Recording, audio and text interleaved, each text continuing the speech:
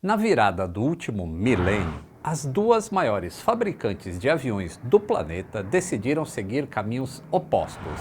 Sabe qual delas acertou? Então senta que lá vem história especial.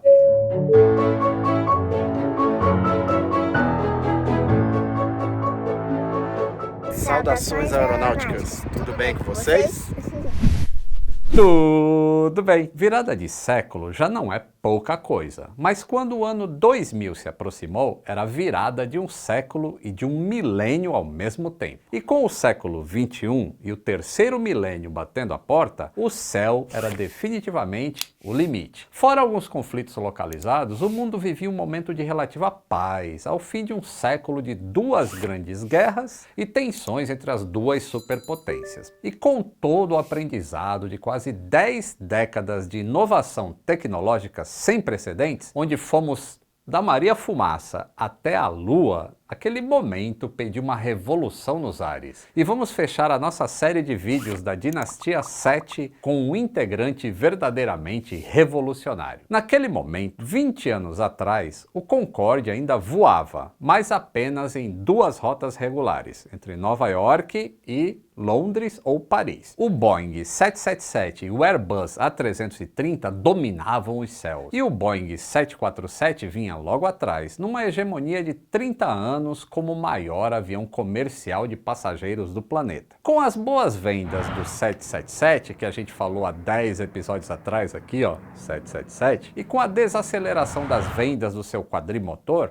a Boeing percebeu uma tendência. Já a Airbus, apesar de ter ela própria criado e nascido o primeiro bireator widebody da história, estava obcecada pela ideia de criar um avião maior que o 747. E nem o fracasso de vendas, que foi o Airbus A340, a convenceu do contrário. Percebendo o quanto estavam congestionados os grandes hubs do planeta e como era difícil conseguir slots, ou seja, vagas nos aeroportos, os europeus apostaram num avião 30% maior que o 747, capaz de otimizar então esses poucos horários. Nascia o projeto A3XX. Já a Boeing, baseada nas suas próprias análises e no desempenho do recém-lançado 777, resolveu contextualizar a desaceleração nas vendas do 767, um avião que já chegava a 20 anos de idade. Depois de conduzir uma série de pesquisas qualitativas em grupo, a fabricante percebeu um caminho literalmente alternativo para os grandes hubs. Ao invés de disputar poucos slots usando um avião maior, ela ia desafogar com um avião menor e de longo alcance, capaz de ligar pares de cidades secundárias diretamente, sem passar pelos grandes centros de distribuição de passageiros. Mas a história do então 7E7 tinha começado um pouco antes. Com o Concorde chegando ao limite da sua vida útil e com os aviões voando cada vez mais lentos em vários aspectos, no final dos anos 90, a Boeing ofereceu duas opções ao mercado: uma versão alongada do 747 e um avião médio capaz de voar bem próximo da velocidade do som. A versão alongada do Jumbo não agradou a clientela, fica a dica aí em Airbus. Mas o tal Sonic Cruiser, sim, as grandes companhias americanas, as mesmas que jamais comprariam o A380 e ajudariam a enterrar a viabilidade da baleia, tinham curtido a ideia de um avião veloz e inovador para voos longos. Mas quando tudo parecia encaminhado,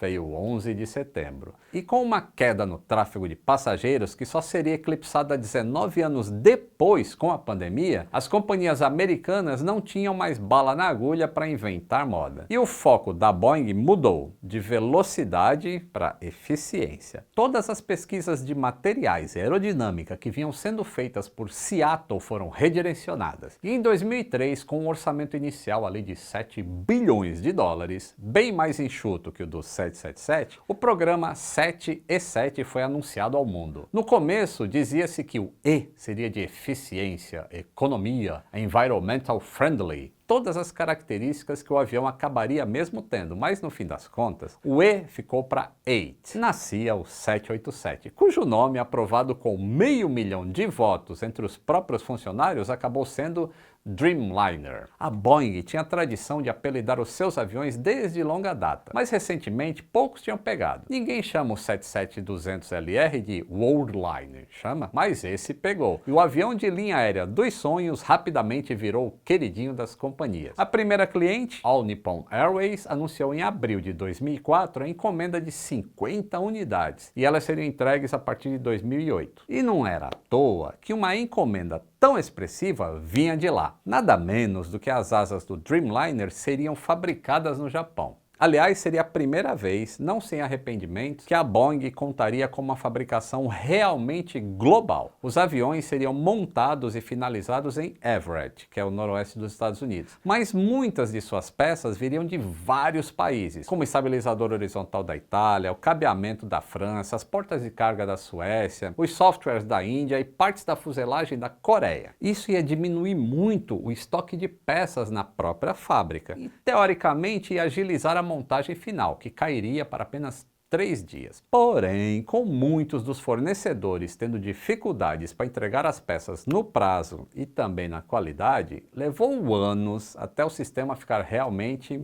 ali azeitadinho. E já que a ideia era fabricar as peças do avião em lugares diferentes para reduzir custos e otimizar processos, vários Boeing 747 foram modificados e com o nome de Dreamlifters ganharam os céus. Mas ao mesmo tempo que a inovação faria diferença nas vendas, ela atrasaria muito o projeto. Enquanto o A380 ganhava os jornais com seu primeiro voo, o programa do 787 enfrentava tantos desafios que o custo só aumentava e nada de ter um avião pronto para apresentar. Em 8 de julho de 2008, quando já era para o avião estar sendo entregue, o 787 apareceu pela primeira vez em público no seu rollout. Ele já era então o widebody de venda mais rápida de toda a história, com quase o dobro de encomendas que o A380 somou em toda a sua história, e cerca de 1000 a menos do que tem hoje. Mas para aproveitar a simbólica data que nos Estados Unidos se lê com um mês na frente do dia, 787, o avião que atraiu os olhares do mundo era nada mais que uma maquete gigante. Estava muito longe ainda de poder fazer o primeiro voo. Investindo mais dinheiro e enfrentando mais aborrecimentos, pagando multas por uma dúzia de atrasos consecutivos e enfrentando desafios tecnológicos de produção sem precedentes, o primeiro voo ocorreu numa manhã chuvosa e fria. Após meses e meses de testes em solo, o primeiro protótipo do Boeing 787 ganhou os céus em dezembro de 2009. Naquele mesmo ano, a Boeing anunciou a construção de uma segunda linha de montagem para o Dreamliner. Fugindo dos altos custos de pessoal e diminuição dos incentivos fiscais que tinham há décadas pelo governo do estado de Washington, os 787 passariam a ser montados também em North Charleston, na Carolina do Sul,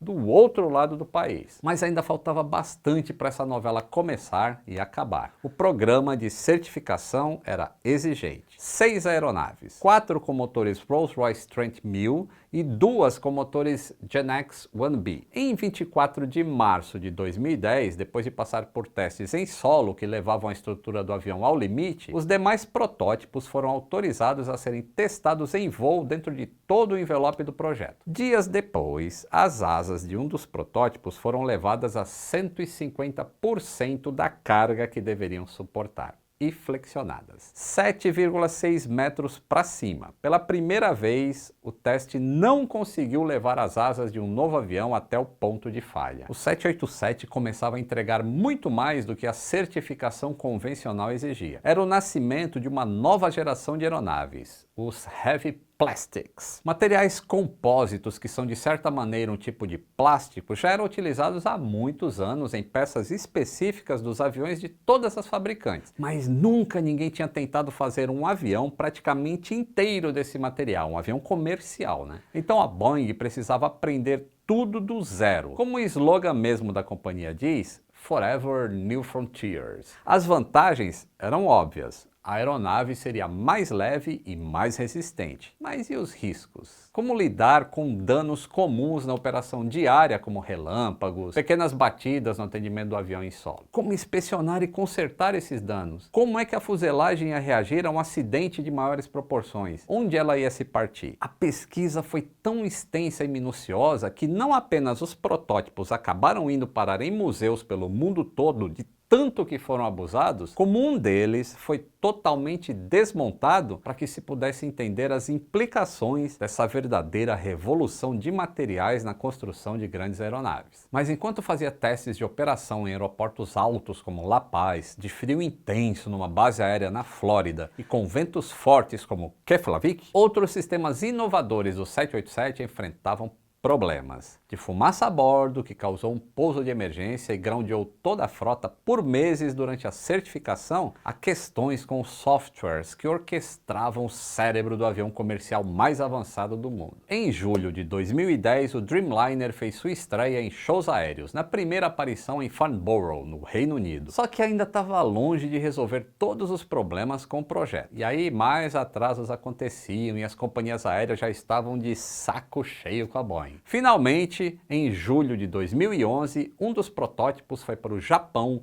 e fez uma semana de testes de operação e em rota, expondo o avião pela primeira vez ao ritmo do dia a dia de uma companhia aérea. No mês seguinte, em 26 de agosto, o Boeing 787 foi certificado pela FAA e pela EASA. Pô, eu acho que 26 de agosto é dia de aniversário do Anderson e ele pilota a 787, ele gosta bastante desse avião, inclusive. Um mês depois, a cliente lançadora, a ANA, recebeu oficialmente o seu primeiro exemplar da série Dash 8. Aliás, vamos falar das séries. Até o Dreamliner, os jatos da Boeing todos recebiam um primeiro número que identificava a família do modelo, por exemplo, 747. E em seguida, a série em centenas, por exemplo, 747 100, 200, 300 e por aí vai. Adicionalmente, algum sufixo para as séries modificadas, como 767 300ER de Extended Range ou 737 800 SFP de Short Field Performance. Só que a partir do 787, a Boeing adotou apenas o primeiro número da centena. É por isso que hoje temos o 737 7, 8, 9 e 10 entre os MAX e o 747 8 no jumbo. E claro, todas as séries do 787 são nomeadas apenas com um número também. O primeiro de todos foi o 787 8. Não era para ser, como eu vou explicar depois, mas acabou que essa é a menor versão do 787. Com peso máximo de decolagem de 227 toneladas e capacidade para ir até uns 260 passageiros em duas classes, ou até 380 em uma classe única, o 8 é um pequeno widebody, mas não tão pequeno assim. As asas são as mesmas dos outros 787, com 60 metros de envergadura, o que coloca o 787 na mesma categoria do 777, a 350 e 747-400 para operar em aeroporto. E mesmo sendo o menor dos Dreamliners, o peso máximo de decolagem é quase 20 toneladas mais pesado que o maior dos 767, com quem o 787 é erroneamente e frequentemente comparado. De olho na revolução que o A330 foi quando entrou em serviço, a Boeing desenhou o 787 praticamente na mesma categoria. Ele leva tanto ou mais carga paga que um A330, voa bem mais longe e consome 20% a menos por hora. Ou seja, na mesma rota,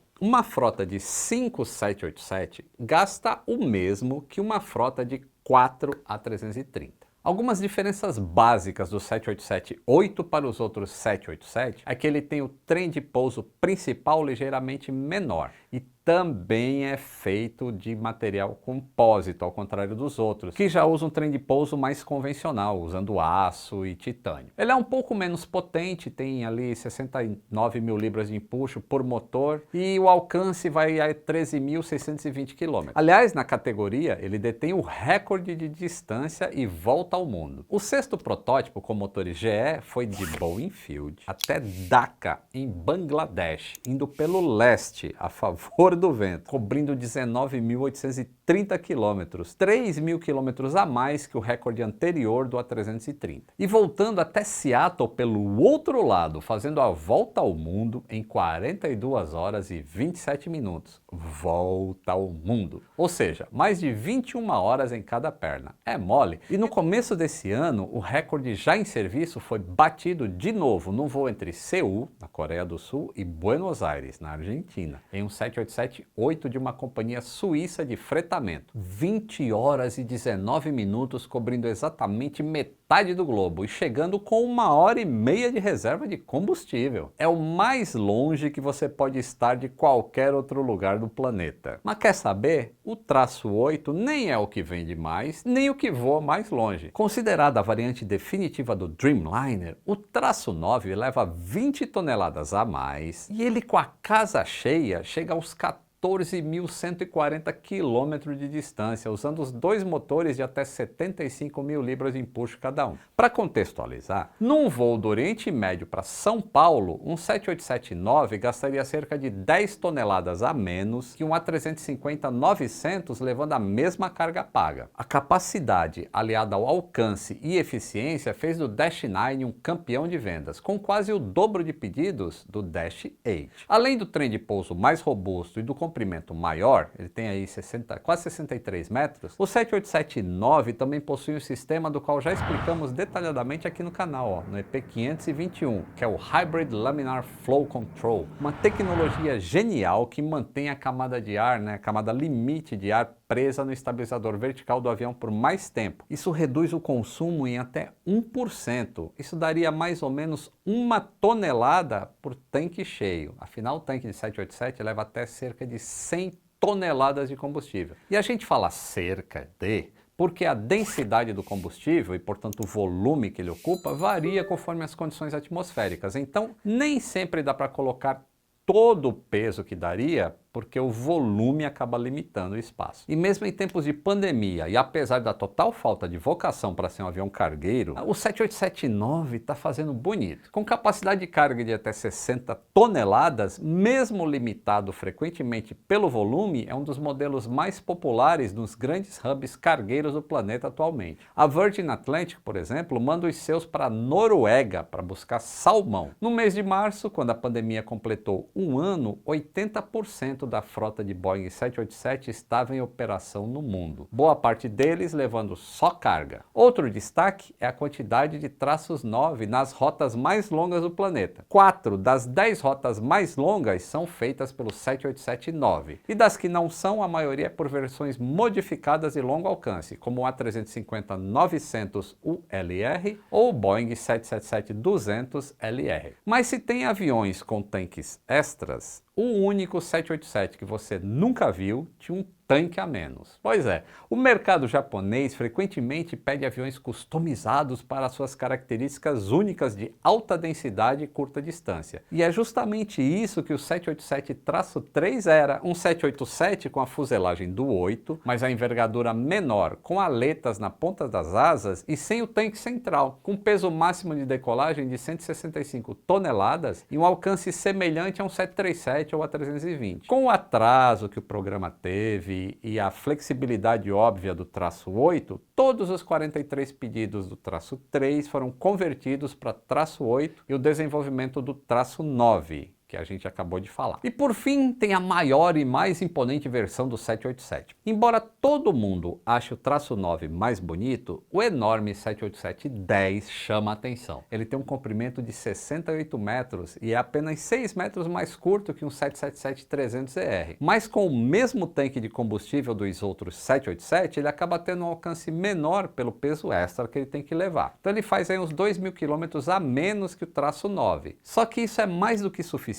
para cobrir as rotas lucrativas do Atlântico Norte, com o menor custo por assento de toda a indústria. Afinal, não é todo dia que um avião é capaz de queimar apenas 4 toneladas por hora de combustível, levando 350 passageiros. Só para comparação, um A380 leva menos que o dobro e queima mais que o triplo disso. E mesmo o A350, que é considerado da mesma geração do 787, levando a mesma quantidade de passageiros, consome quase 1 tonelada por hora a mais. Aliás, a gente já comentou aqui no canal que o Airbus A350 não compete diretamente com o 787. Ele se encaixa logo abaixo do 777, sobre o qual aí sim ele tem um ótimo consumo, embora não tenha a mesma capacidade. Mas o que é realmente interessante de ver é como, apesar do Dreamliner ser anterior superior ao Airbus A350, ele é em vários aspectos mais avançado. Quando falamos de sistemas, a grande inovação do 787 é a arquitetura do sistema elétrico. Nenhum outro avião produz ou consome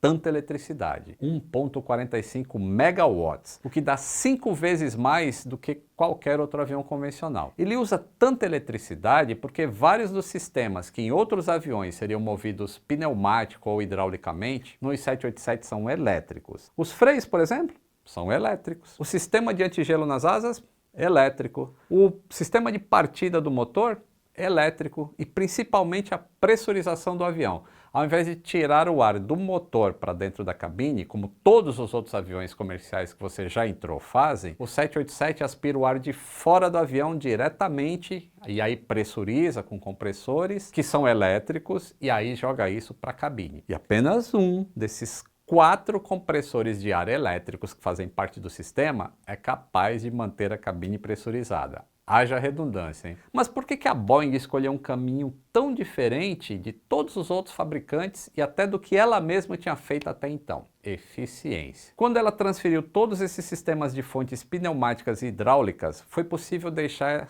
esses componentes mais leves e menos complexos. Por exemplo, um dos sistemas que mais dão problemas num avião de arquitetura convencional é o sistema pneumático, porque são muitas tubulações, trabalha com ar quente, isso gera um ressecamento nas válvulas e aí dá pane, dá sinal errado, dá um monte de coisa. E quando ao invés disso você tem ali fios elétricos e outras coisinhas, fica bem mais simples. Além disso, quando você não tira o ar dos motores, isso garante 2 coisas positivas: que toda a potência do motor esteja disponível para impulsionar a aeronave para frente e, portanto, que menos potência seja necessária para efetuar a mesma tarefa. E aí, o que acontece? Economiza muito mais combustível, diminui o ruído, reduz poluentes e a própria necessidade de manutenção do motor, que acaba operando em regimes mais baixos. Não é incomum para um 787 decolar com menos de 80% da potência que ele tem para voos curtos ou quando está leve, que é algo impensável para a maioria dos outros aviões. Pense nisso. Existe 40% de potência, que é 20 em cada motor, sobrando ainda. Isso que o cálculo é feito para que ele decole, na verdade, com um motor só. E para não dizer que nenhum ar é sangrado do motor do 787, ele tem, mas só é usada para o anti-ice do próprio motor, aquela entradinha de ar do motor ali, porque o anti-ice de asas e tudo mais é tudo elétrico. E como ele depende muito da eletricidade, o 787 tem várias redundâncias para isso. Lembra que eu disse que a partida do motor é elétrica? Pois é, cada motor tem 2 starter generators, esse nome é composto, tá vendo? Ele usa a eletricidade gerada pela APU, que é aquele motor que fica na cauda, ou por usinas que estão no solo, para dar uma partida, para iniciar a partida dos motores. Quando o computador do avião identifica que a velocidade dos compressores é suficiente, ele inverte a função daquele starter gerador. Ele passa a ser, ao invés de um starter, um gerador. É claro, quem trabalha em aviação geral aí já viu isso aí funcionando, porque o princípio não é novo, mas o Heavy Plastic é o primeiro que usou em motores desse tamanho. E sim, o 787 aciona os 2 motores ao mesmo tempo. Ou seja, além de 2 geradores em cada motor, ele tem mais 2 geradores na APU. Então ele tem um total de 6. E claro, como redundância, ele continua tendo a RAT, que é aquele gerador eólico usado se tudo mais falhar. Dá uma olhada aqui, episódio 13. E também tem baterias. Durante a certificação e as primeiras 50 mil horas de voo, nenhum problema aconteceu. E acreditava-se que as inovadoras baterias de íon de lítio e não de lítio, do 787 eram seguras. Por toda a carga elétrica que o avião usa, ele precisava de um sistema de backup robusto, e as baterias que os outros aviões usam não eram potentes e compactas o suficiente. Um avião feito de raquete de tênis e baterias de celular. Alguma coisa errada não estava certa. Enquanto estava no solo em Boston, no dia 7 de janeiro de 2013, um Boeing 787 operado pela Japan Airlines teve uma de suas 2 baterias superaquecendo e pegando fogo em seguida. Poucos dias depois, mecânicos da United reportaram uma fiação danificada na mesma área de outro avião. Mais uma semana se passou e, com indicação de fumaça no compartimento onde ficava a bateria principal, um 787 da ANA fez um pouso de emergência seguido de uma evacuação dos seus passageiros. 3 eventos em menos de um mês.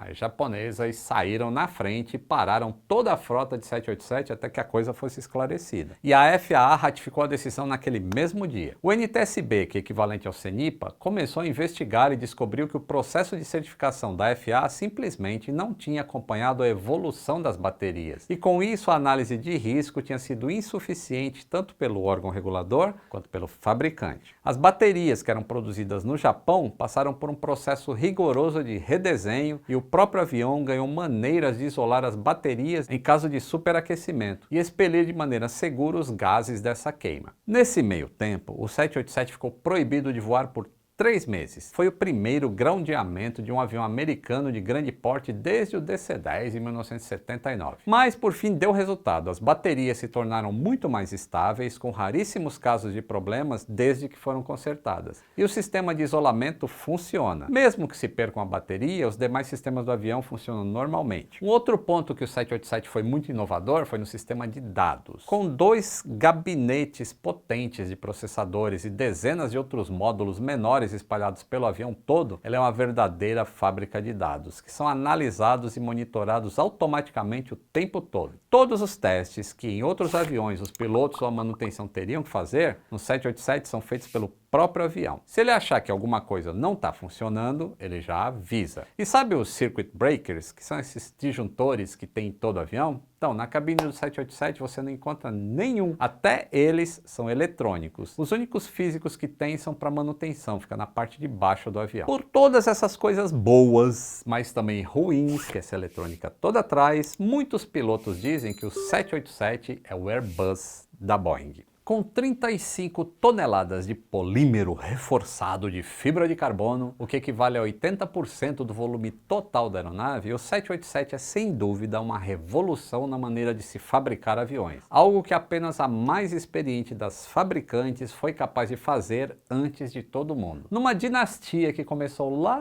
no 707, aqui, ó. Hoje chegamos ao fim da nossa tão esperada série da Dinastia 7, cobrindo cada um dos aviões que escreveram esta bela história. Pena que até hoje a gente não tenha nenhum 787 de matrícula brasileira, por enquanto. Bom, quando o 787 veio à luz, eu já não estava mais colocando minha mão diretamente no avião. O último avião que eu trabalhei de verdade foi o 777. Eu tenho um curso do 787, tenho todas as qualificações dele, mas nunca trabalhei diretamente. Mas ele não é um avião tão amado pela manutenção como o 77 era. No entanto, ele é extremamente amado pelos pilotos. Todos os pilotos dizem que ele é um avião extremamente dócil, fácil de voar, bem mais fácil até que o 777, e eles amam o modelo.